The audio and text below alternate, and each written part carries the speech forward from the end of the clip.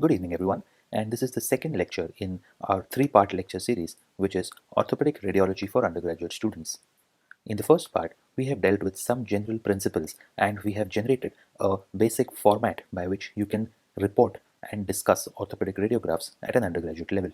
In this part, we will be doing what is one of the most important and one of the most frequently asked parts of the undergraduate radiology, and that is orthopedic trauma.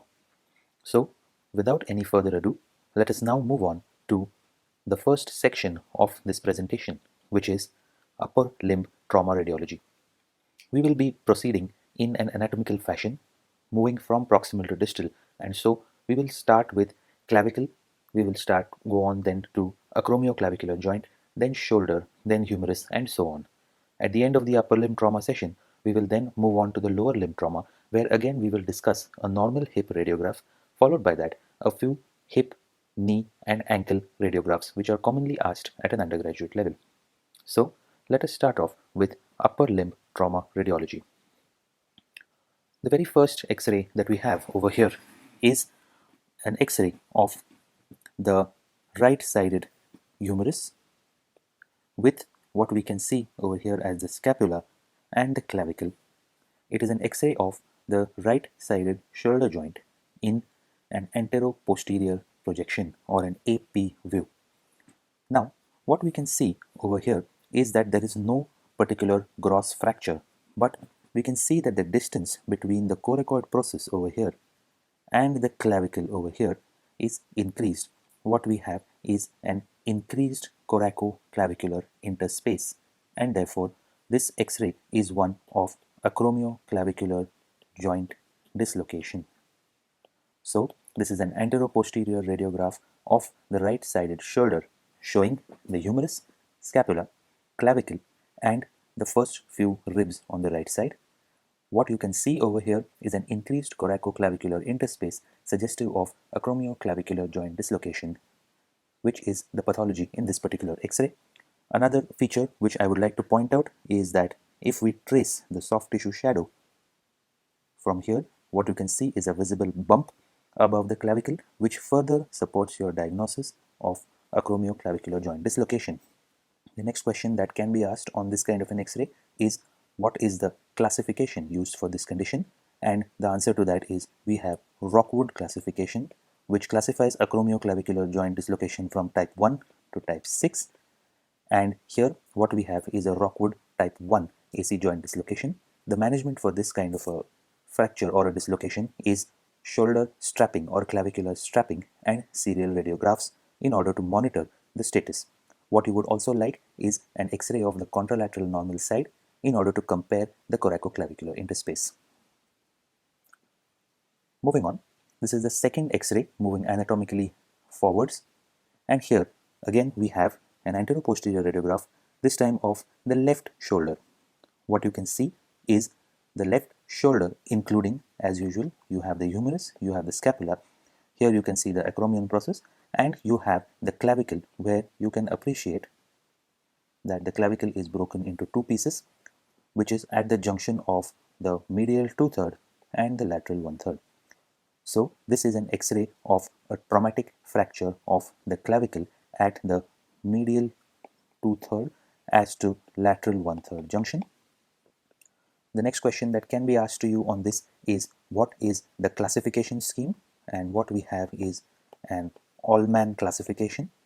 Allman classification is used to classify fractures of the clavicle. Depending on the stability and the otherwise presenting clinical features, this particular fracture could be amenable to either conservative management or open reduction and internal fixation using a plate. Another feature which I would like to point out over here is, if you again follow the soft tissue shadow over here, you can see that it is very close to the bony edge, and therefore what you can expect over here is something which is called as tenting of the skin, which could be an impending open fracture. So this is a possible complication that may arise from this kind of an X-ray picture. Now let us move on to the next X-ray. The next X-ray is something which you very commonly see in orthopedic parlance, and the first and the foremost is, you have to comment that there have been two views which are given to you. So this is an X-ray of the left shoulder. In what we can see is of course an anteroposterior view over here and a scapular Y view. Now, as you can see, this is the acromion process. This is the clavicle. Here we have the glenoid, and here we have the posterior border of the scapula. And as you can see, the head of the humerus is no longer in the glenoid. However, it seems to have moved in the anterior direction. So this is an anterior shoulder dislocation with the head of the humerus being displaced anteriorly and being stuck under the coracoid process here, and therefore this is a subcoracoid anterior shoulder dislocation. So this is a pair of X-rays of the left-sided shoulder joint in AP and scapular Y views, which is showing a anterior subcoracoid dislocation of the humerus. Now, anterior dislocation is the most common direction of dislocation, with approximately 95% of shoulder dislocations being anterior, and out of this, the most common location of the humeral head after dislocation is subcoracoid, and therefore this X-ray denotes the most commonly seen configuration of your shoulder dislocation. What is the management of this? Management of this is close reduction of the shoulder using what is most commonly used now, which is called as the Cocker technique. So this is an X-ray of anterior shoulder dislocation. Moving on, again we have an X-ray of the right-sided shoulder joint with the humerus being visible, scapula, acromion process, and clavicle. Now again, as you can see, this is the glenoid area, and here you have the head of the humerus, which is not inside the glenoid. What else is visible is something which would remind you of a particular thing which you see in your household, which I'm going to draw over here, and that is, this is what we are seeing as the posterior or the lateral aspect of the head of the humerus, and these are the trabecular lines, and this resembles a light bulb, and therefore what you have over here is a classical light bulb appearance of posterior shoulder dislocation. So posterior shoulder dislocation will show a light bulb appearance, and this is the second most common type of shoulder dislocation at 4% of all cases. It is very strongly associated with people who have epileptic seizures, and it is often seen bilaterally as well. So this was our X-ray of posterior shoulder dislocation with the light bulb sign. Moving on, let us take a look at the next X-ray, which is that of the elbow joint. Again, here we have a single X-ray of the elbow joint in lateral projection, and what we can see is we have here is the distal humerus with the two condyles. As you can see, the condyles are not very well overlapped, which means that this X-ray is in some degree of rotation. It is not in neutral rotation, but this is not the point in this X-ray. The point is, as you can see, the humeral articular surface or the distal humerus is no longer articulating with the olecranon fossa. It has been displaced out of the olecranon fossa, and what you have is the olecranon fossa and the olecranon process, which has been displaced towards the posterior side, and what you have here is a simple posterior dislocation of the elbow. So this is an X-ray showing a lateral radiograph of the humerus in certain degree of rotation. The humeral distal articular surface is not centered into the olecranon, and the olecranon appears displaced posteriorly. So this is a simple posterior dislocation of the elbow. Why it is called simple is because we cannot see any other obvious fracture. So this is just a dislocation and not a fracture dislocation. Now moving on to a similar X-ray, again a radiograph of the elbow in the lateral projection. What we can see again is that the distal humerus is not articulating with the olecranon. The olecranon is displaced posteriorly, exactly like the previous X-ray. However, I draw your attention to two more things. One is over here, where you can see that we have a fracture of the radial head, and if you can see this little piece over here, what we have is a coronoid process fracture. So now you have three things together. One is the posterior dislocation of the elbow, the second is the coronoid process fracture, and the third is the radial head fracture. The mnemonic to remember this is PCR. Everybody is familiar with this terminology since COVID times. P for posterior dislocation of the elbow, C for coronoid process fracture, and R for radial head fracture. And this is what is called as the Hotchkiss terrible triad. Now, the difference between this X-ray and this particular one is that in this particular X-ray, where we had a simple posterior dislocation, this elbow will be stable after reduction. However, this particular X-ray, where we have a coronoid and a radial head process fracture, this particular fracture dislocation will not be stable after reduction, and it will be prone to recurrent dislocations. And therefore, for this simple dislocation, what we have is a closed reduction as a management.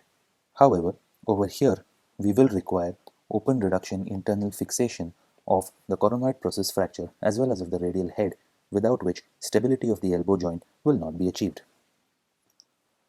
Moving on, we have discussed this particular X-ray in detail in the previous lecture, where I had used this as a template in order to create our format. So I will just go through this in a quick succession. So this is an X-ray of the elbow joint in the lateral projection. You can see the distal humerus and the proximal ulna and the radius. The humero-ulnar articular surface seems to be intact. However, radial head seems to have been dislocated anteriorly. Along with that, what you can see is a fracture of the proximal shaft of the ulna with an anterior angulation, and therefore this is a Bado type 1 Montegia fracture dislocation. And therefore, this being a Montegia fracture dislocation, this is one of the fractures of necessity, which means the management for this is open reduction internal fixation with plates and screws, followed by reduction of the radial head back into the radiocapitular articulation.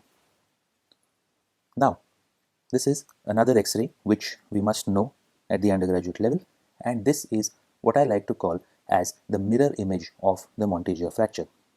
So our Montegia fracture was a fracture dislocation of the proximal radiohumeral joint, which means it was a dislocation of the radial head along with a fracture of the proximal ulna. Now, here what we have is, as you can see, we have a fracture of the distal 1/3 shaft of the radius, which is seen on anteroposterior as well as on the lateral views. Along with that, what you have is a dislocation of the ulnar head, and as you can see, this is in the dorsal direction. And therefore, what you have over here is distal 1/3 radius fracture along with ulnar head dislocation, which is called as a Galeazzi fracture. This is a Galeazzi fracture dislocation. This is also a fracture of necessity, which means it requires surgical correction, and therefore the management is open reduction internal fixation with plates and screws. Moving on, one of the most common X-rays which you will get in your undergraduate examination, or even as a clinician, one of the most common fractures you will see is a distal end radius fracture.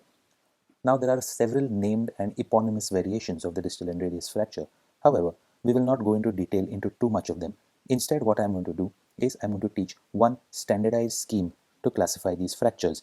So, what you have is a X-ray of the wrist joint in lateral as well as anteroposterior projections. And what you have here is a fracture of the distal end radius and ulna, which appears to be intra-articular for both the joints. And therefore, what you have is the best way to talk about these fractures is to directly describe them, and therefore you have a distal radio-ulnar fracture with intra-articular extension. And as you can see, this is a dorsal tilt to the particular fragment. So this is a distal intra-articular distal end radius and ulna fracture. Moving on, this is one of the confusing radiographs which you may get at the undergraduate level, and that is an anterior-posterior radiograph of the wrist joint. Now, one thing which I would like to point out is that this is a X-ray of a wrist joint of a person who is nearing skeletal maturity. As you can see, the epiphyses are almost completely closed. So this is a young person. And to those with a sharp eye, you will find that the scaphoid bone seems to be broken at the waist, and this is a fracture of the waist of the scaphoid. Scaphoid is also a bone which is very common to go into avascular necrosis, and avascular necrosis of the scaphoid is called as Preser disease. This is something which is asked in the PG entrance examinations. So what you have over here is a postero-anterior view of the wrist joint with a scaphoid fracture at the level of the waist of the scaphoid.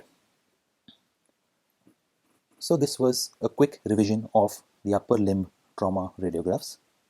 Let us now move on to the lower limb trauma radiographs.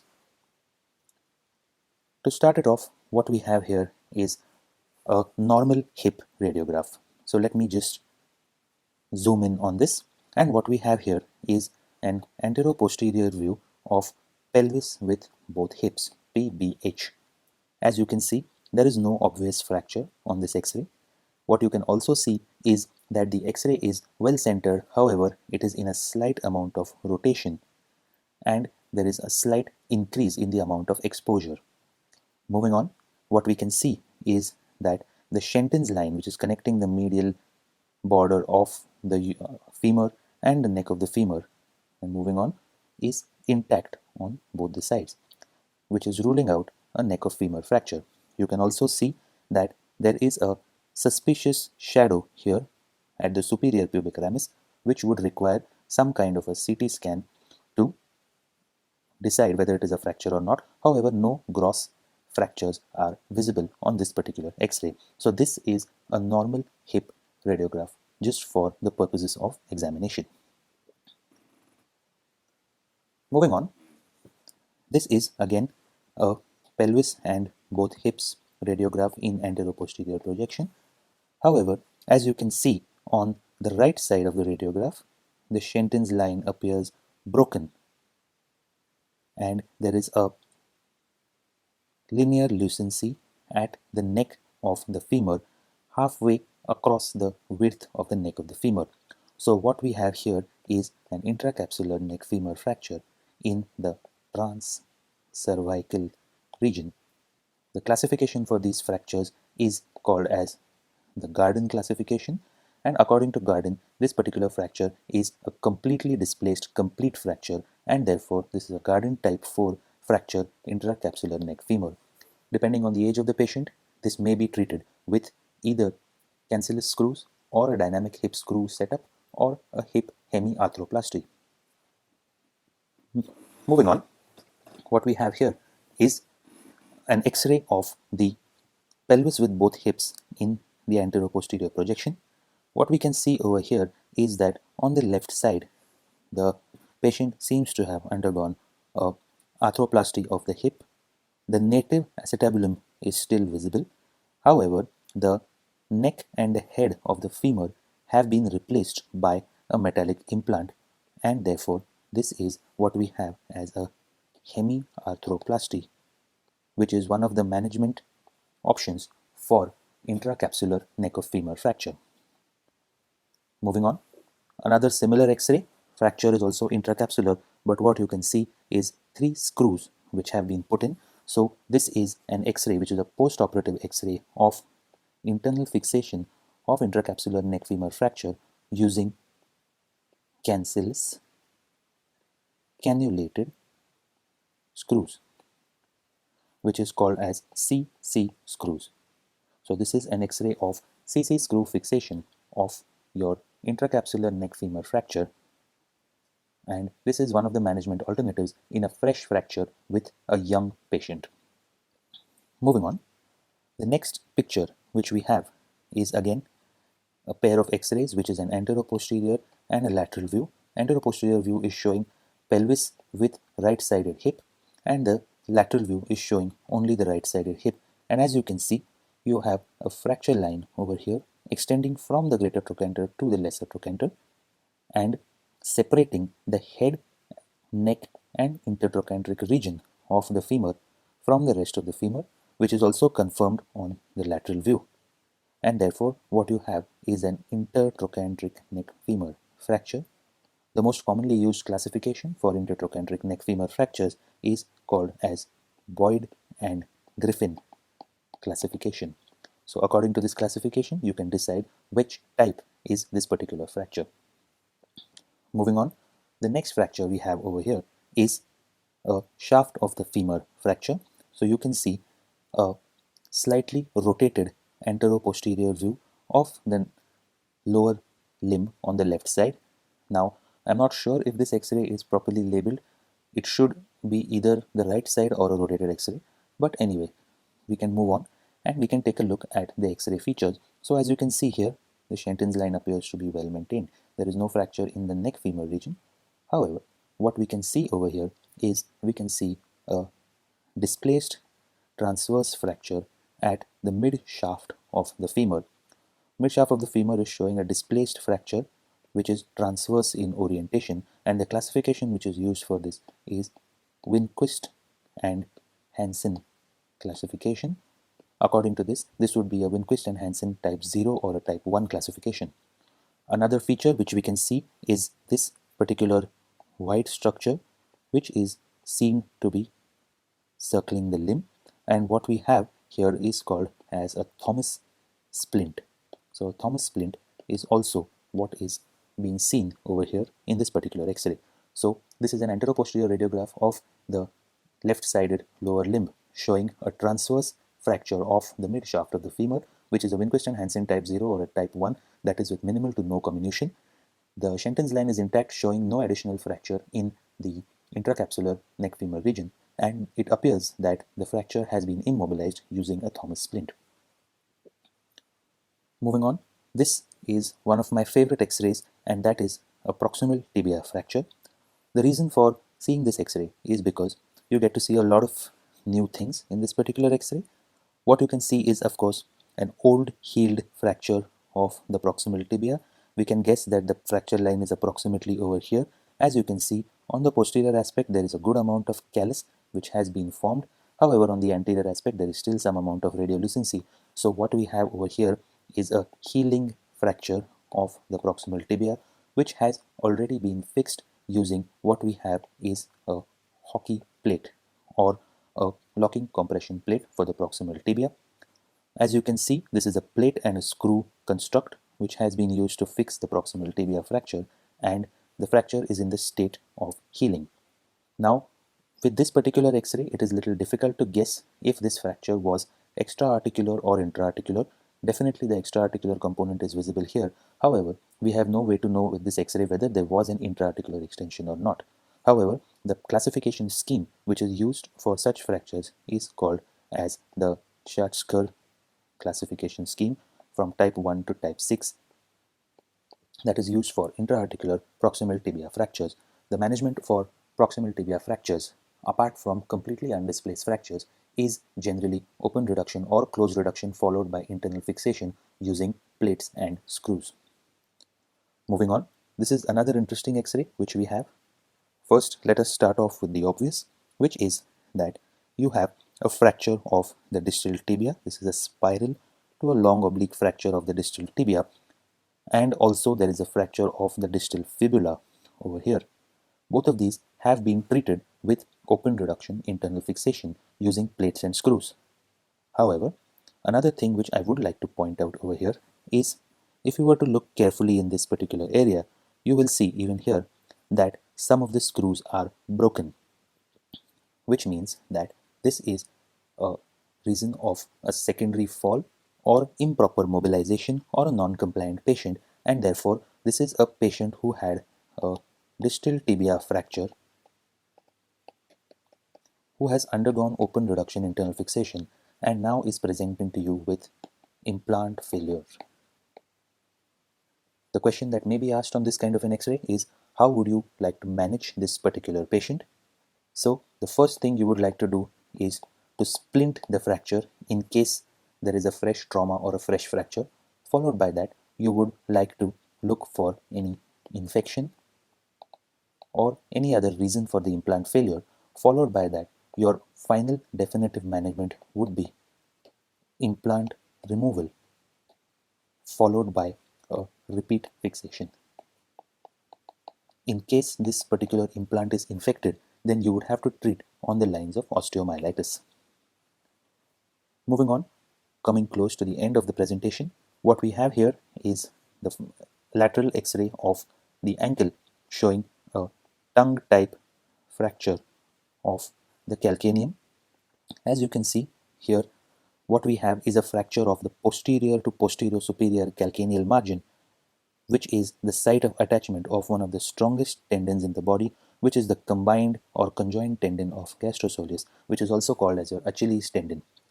The importance of this is that with the pull of the gastrosoleus, a non-displaced or minimally displaced fracture can progress towards this kind of a picture where the fragment is completely elevated, and as you can see here, a fragment is tenting the skin and it is an impending compound fracture. So this kind of a fracture must be immobilized in plantar flexion, and in case there is a doubt on the stability of the fragment, this should be treated with open reduction and internal fixation with screws or a plate. So this was our session on upper and lower limb traumatology. I hope you found it interesting, and please do not hesitate to get in touch with any sort of doubts or any sort of feedback which you may have. So thank you very much, and we will return very soon with part 3.